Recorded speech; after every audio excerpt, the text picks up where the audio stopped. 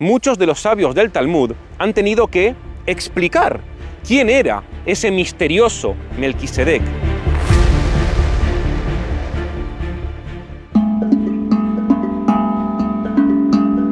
La tradición judía no deja este misterio sin respuesta. Para los sabios del Talmud, Melquisedec es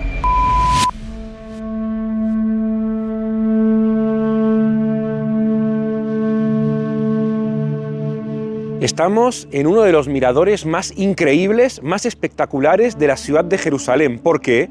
Porque como pueden ver desde aquí, se aprecia toda la ciudad vieja de Jerusalén. Desde aquí se puede ver la ciudad vieja de Jerusalén, las murallas, la antigua ciudad de David. Hoy en día el edificio que más llama la atención es la Cúpula Dorada, en donde antiguamente se encontraba el primer templo de Jerusalén y el segundo templo de Jerusalén. Ahí es donde se encontraba la Jerusalén bíblica. Ahí es donde Abraham iba a sacrificar a su hijo Isaac. Ahí es donde pelearon los macabeos hace más de 2000 años para purificar el templo de Jerusalén, la ciudad eterna del pueblo judío. Pero antes de que pase todo eso, antes de que Jerusalén exista, antes de que el rey David la conquiste, antes de que su hijo, el rey Salomón, construya el templo de Jerusalén, esta zona geográfica ya era un lugar importante, un lugar que tenía mucha santidad y que ya proyectaba que en el futuro cosas impresionantes iban a pasar aquí.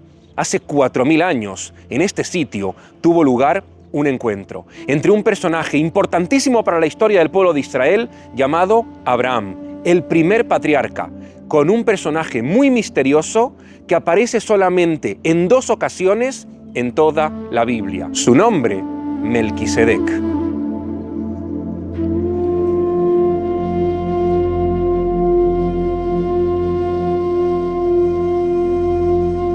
En hebreo, Melquisedec, que significa rey de justicia o mi rey de justicia. Es decir, era un rey que, según lo que leemos en el Antiguo Testamento, en el Tanaj, reinaba aquí, en una ciudad llamada Shalem, que luego se va a convertir en la ciudad de Jerusalén. Pero, sin embargo, el Tanaj le da un título diferente. Dice de él que era un sacerdote, Cohen Leel Elión, sacerdote de Dios el Altísimo. Aquí tenemos una pista, una insinuación de que este lugar, la futura ciudad de Jerusalén, en el futuro, va a estar relacionada con algo vinculado al sacerdocio, con algo vinculado a la santidad, una ciudad sagrada.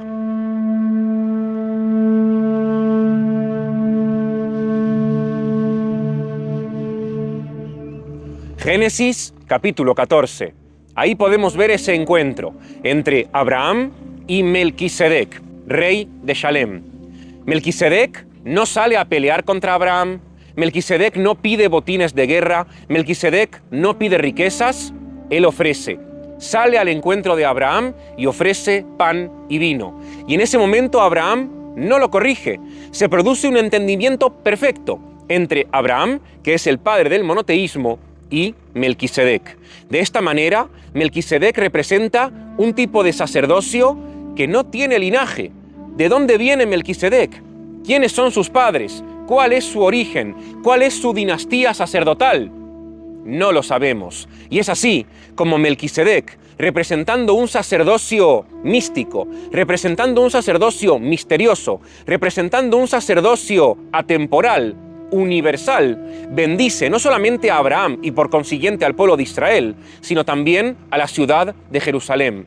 Es una bendición que proviene desde el pasado hacia el futuro. Y de ese modo se marca el inicio de lo que luego se va a conocer como la santidad del pueblo judío y como la santidad de la ciudad de Jerusalén, una ciudad eterna y siempre santa.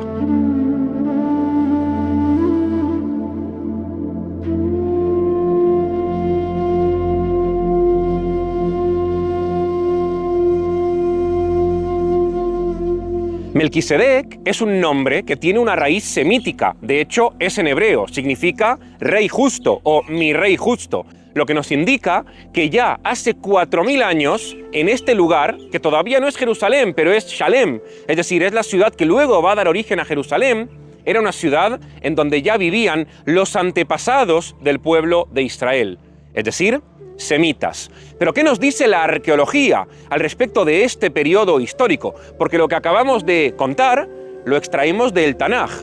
¿Coincide en este aspecto la arqueología con la Biblia? Se encontró en Egipto un archivo de este mismo periodo histórico que se llama el Archivo de las Maldiciones, que consiste en lo siguiente. Para Egipto, muchas de las ciudades de Canaán, y entre ellas Jerusalén, a la cual el archivo llama Rusalimum se parece mucho a Jerusalem, que es el nombre hebreo de Jerusalén. Rusalimum era una ciudad enemiga. ¿Qué hacían los egipcios? Escribían los nombres de esas ciudades y las maldecían. Y junto con los nombres de las ciudades escribían también los nombres de sus gobernantes. Y en Rusalimum había dos gobernantes, que el archivo de las maldiciones llama Shazam y Yarkam. Es decir, son nombres que tienen un origen semítico. Pero más adelante, en otro archivo también egipcio llamado el Archivo de Amarna, aparece también la ciudad de Jerusalén, llamada Urusalim, y ahí aparece un rey, no dos gobernantes como en las cartas de las maldiciones que son de un periodo anterior, sino uno, llamado el rey Abdi-Jeba. Abdi-Jeba tiene una raíz semítica, Abdi, que significa mi siervo, como Eved en hebreo, que significa siervo, y Jeba. ¿Quién es Jeba? Jeba es una diosa del norte, hitita o urrita, no semita. Es decir, ya para el periodo de las cartas de Amarna, siglo XIV a.C., en Jerusalén hay una población mixta, semita y urrita o hitita.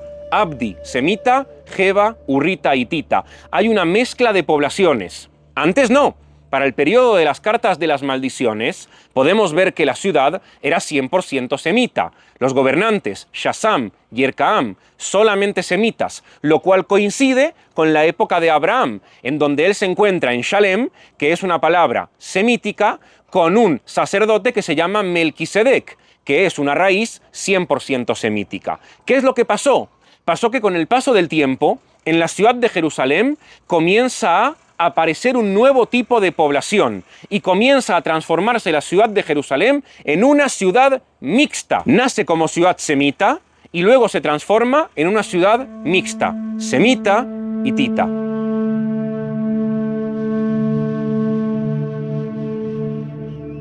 Este cambio extraño en la población de Jerusalén, de semitas a una población mixta, semita, hitita o urrita, lo confirma también la Biblia. Cuando el pueblo de Israel sale de Egipto y comienzan con Josué las campañas de conquista de la tierra de Canaán, en Jerusalén están los jebuseos. ¿Quiénes son los jebuseos? Los jebuseos son probablemente los descendientes de los urritas o hititas que poco a poco, desde el periodo de Melquisedec en adelante, comienzan a vivir en la ciudad de Jerusalén hasta que se hacen con el control de prácticamente toda la ciudad. Y por eso cuando llegan los hijos de Israel de Egipto, han pasado varios siglos de ese famoso encuentro entre Abraham y Melquisedec. En Jerusalén ya no hay semitas, sino que hay jebuseos. ¿Quiénes son los jebuseos? Probablemente los descendientes de los hititas o urritas que podemos ver en las cartas de Amarna gracias al nombre del gobernador del rey, Abdi-Jeba, en donde se nos indica que en la ciudad hay ya una población mixta. Vemos que Jerusalén, desde el punto de vista demográfico, ha cambiado.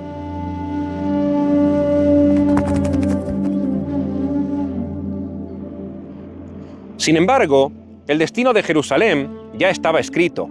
A pesar de que los jebuseos se habían apropiado de la ciudad, a pesar de que los hititas, urritas se habían mezclado con la población semita original, cuando Melquisedec se encuentra con Abraham y saca pan y vino, con ese simple gesto escribe el destino, sella el destino de la ciudad de Jerusalén. Una ciudad que sería una ciudad eterna, una ciudad que se transformaría en la capital indiscutible del pueblo de Israel. Los sabios enseñan que ese simple gesto de sacar pan y vino no es solamente un acto de hospitalidad. Ese simple gesto es un acto litúrgico. El pan representa el pan que se va a encontrar luego en el templo de Jerusalén. El vino representa el vino que se utilizaba en los sacrificios en el altar del templo de Jerusalén. Más adelante, cuando el pueblo de Israel ya no tenga templo, va a seguir utilizando en su liturgia los elementos del pan y del vino. Cada vez que se junta el pueblo de Israel para conmemorar una fecha sagrada, la conmemoración de esa fecha sagrada se realiza con pan y con vino. En el Kiddush de cada Shabbat, en Pesach, cuando hacemos la bendición del vino y cuando hacemos la bendición del pan, porque el pan y el vino simbolizan la conexión eterna entre el pueblo de Israel y la ciudad de Jerusalén. Y esa conexión se establece desde la época de Melquisedec. Cuando nuestro patriarca Abraham, hace 4000 años, llega aquí, y Melquisedec, que representa un sacerdocio eterno, le saca pan y vino, en ese acto profético que marcaría la historia del pueblo de Israel. Miren lo cerca que está todo aquí en las tierras de la Biblia. Frente a nosotros, la ciudad de Jerusalén, en donde está la cúpula dorada, es donde se encuentra debajo el famoso monte Moriah, o en términos bíblicos, el monte Sión, donde estaba la antigua Jerusalén. Y desde aquí se puede ver allá a lo lejos en el horizonte la región montañosa de Moab y Amón. Moab y Amón son también dos pueblos que eran vecinos del pueblo de Israel, que aparecen también en la literatura bíblica.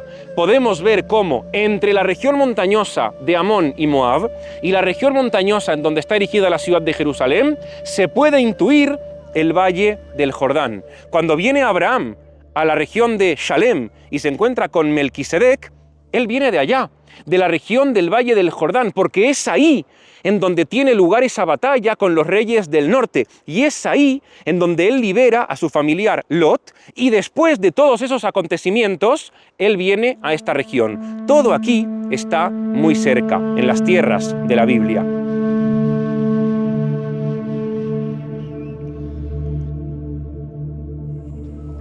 Así como Melquisedec aparece, también se esfuma.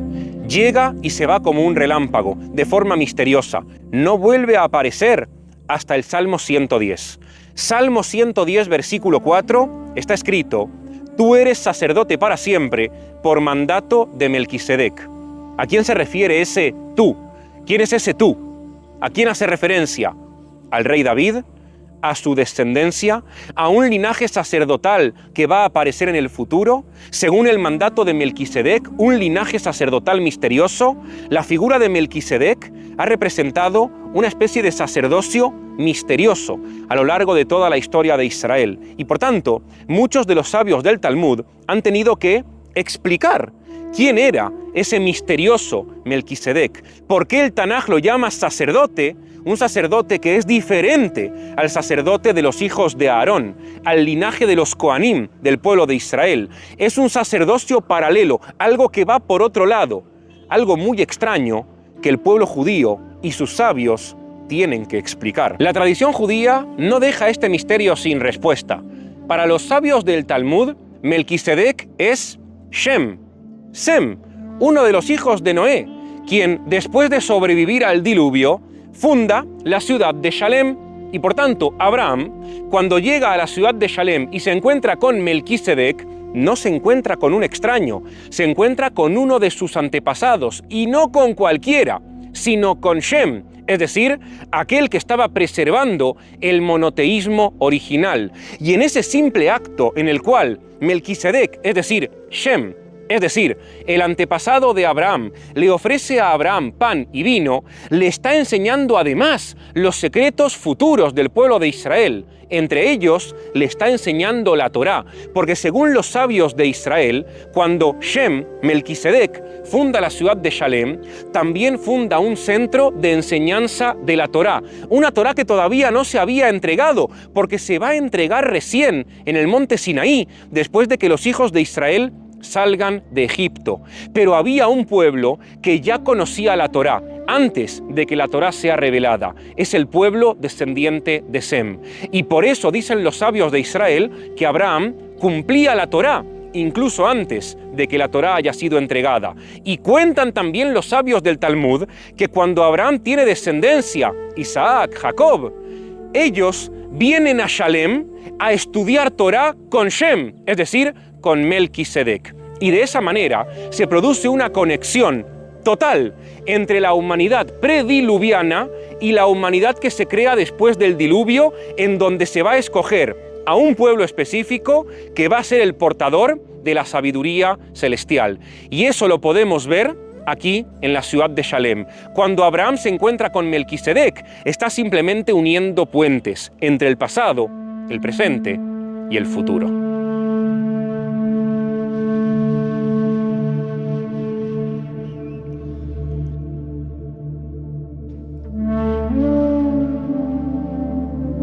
Cari, pero los cristianos no lo hacen de manera mucho más sencilla.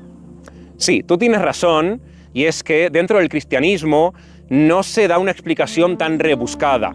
Se dice que Melquisedec en realidad representa un sacerdocio eterno y vendría a ser la prefiguración del sacerdocio de Jesús, que es un sacerdocio que no proviene del linaje de Aarón, sino que va en paralelo, y por eso cuando el Salmo 110 dice «Tú eres sacerdote eterno según el orden de Melquisedec» o según el mandato de Melquisedec, se refiere a un sacerdocio que en el futuro va a surgir en la humanidad y que de hecho va a redimir a la humanidad. Y por tanto aplican el linaje de ese sacerdocio a la figura de Jesús.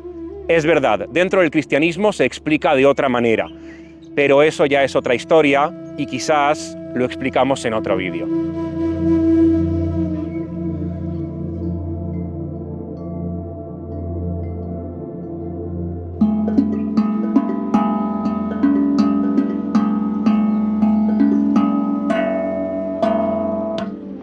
Bueno, queda claro que tocar el tambor metálico, no sé, esto no se me da bien. Pero ¿qué sí se me da bien? Dos cosas. Una, enseñar historia del pueblo de Israel, y si les interesa, tienen aquí abajo en la caja de descripción el link para entrar a mi academia online, la Escuela de Judeohistoria, en donde les enseño toda la historia del pueblo de Israel, resumida en 24 lecciones, 5 horas en total, con acceso para toda la vida.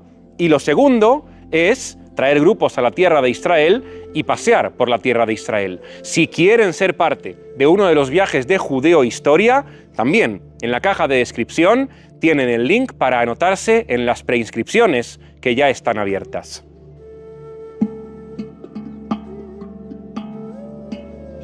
No se me da bien.